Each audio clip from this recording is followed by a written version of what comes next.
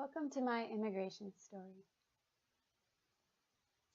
So, for my interview, I contacted my grandma on my dad's side to try and learn more about the Northagans, but unfortunately, neither of us really knew too much about our ancestors on that side, and my grandpa passed away in 2002, so I had to expand my search.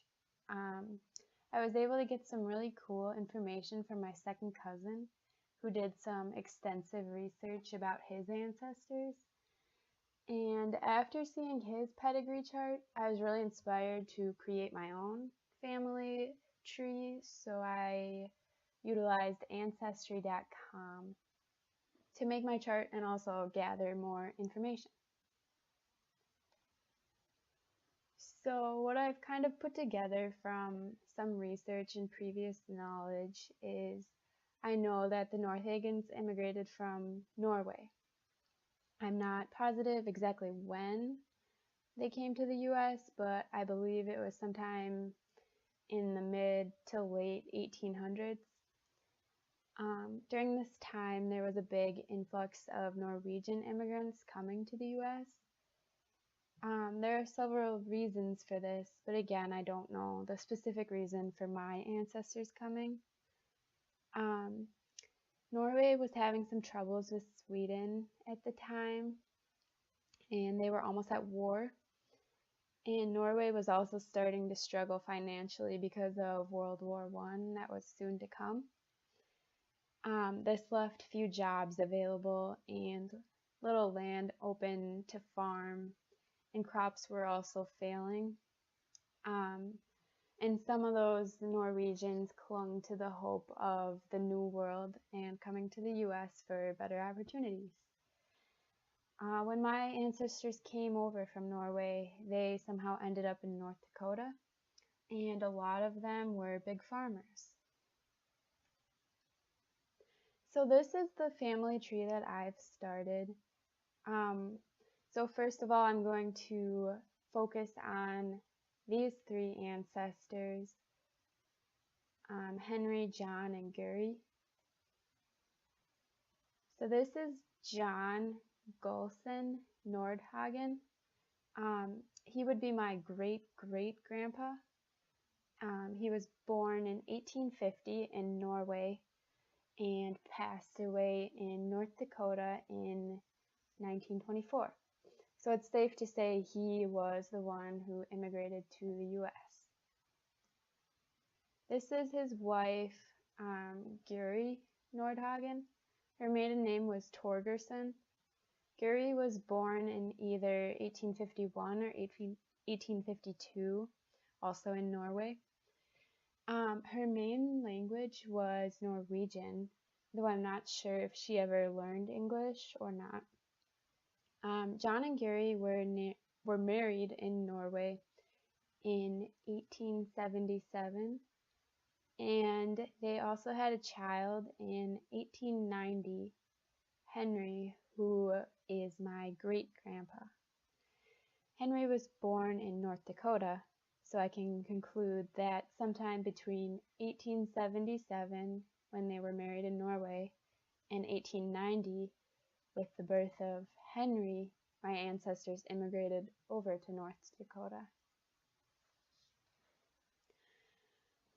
So one trouble that I came across was that when my ancestors immigrated to the US, they changed their last name at some point, which you may have noticed already. I have found some records for John, Guri, and Henry under both Nordhagen as well as Northagen. For example, this is a census record in 1910, and I'll zoom in here. And as you can see, we have John, Guri, and Henry all listed under Nordhagen. And you can also see on the right a confirmation of their birthplaces. John and Guri were born in Norway, while all of their children, including Henry, were born in North Dakota.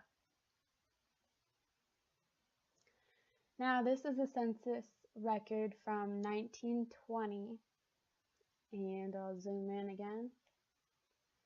And now you can see Henry is listed under Northagen. I'm not exactly sure when this change occurred or why, but if I were to guess, they probably wanted to Americanize their name. Also in this census, you can see that Henry is now listed as the head of his household, and he is no longer listed as a son under his father's name.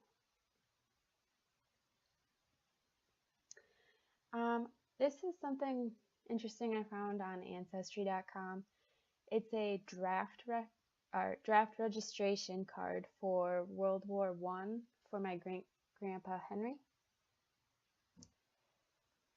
And I also found a draft registration card for World War II for Henry as well. I'm not sure if he ended up serving in either of the wars though.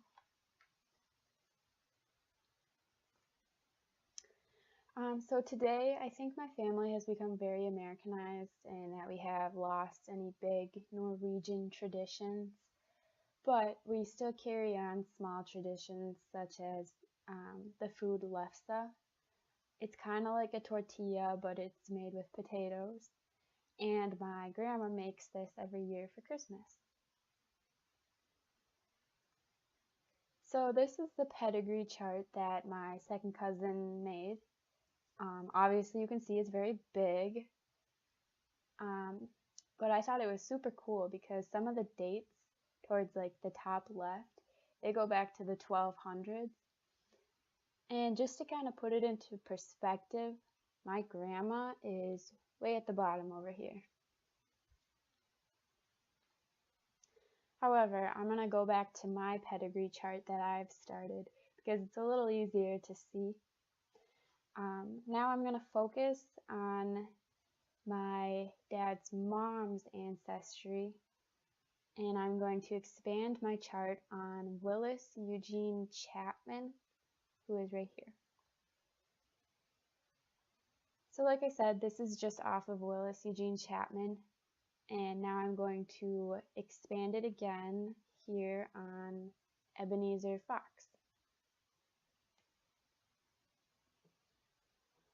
So now we're looking at some of my ancestors from the 16th and 17th centuries, but specifically I'm going to focus on Thomas Fox right here. Thomas Fox would be my 9th great-grandfather. He was born in 1619 in England and died in 1658 in Massachusetts. Thomas was one of my first ancestors to come over to the United States. He came on the ship, the Mayflower, around 1630. This just shows the voyage that Thomas would have taken on the Mayflower. As you can see on the right, it started in England, and they landed in the Hudson River over in what is New York today. This is a record of Thomas Fox's baptism that occurred in England in 1619, and his name is right there.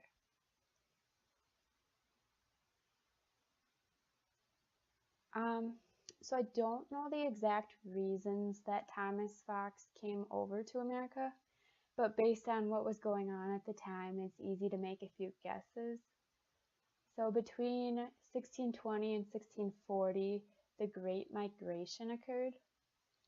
This is when mainly Puritans that were living in England came over to America and specifically settled in Massachusetts. The purpose of this big move was that the Puritans were looking for a place to freely practice their religion.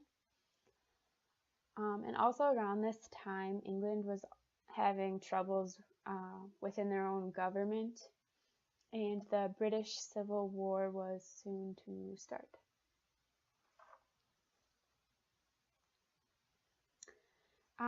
So I'm not exactly sure what Thomas did once he got to America, but if he did come with the Puritans, I can guess that he was involved with the churches or religion in some way.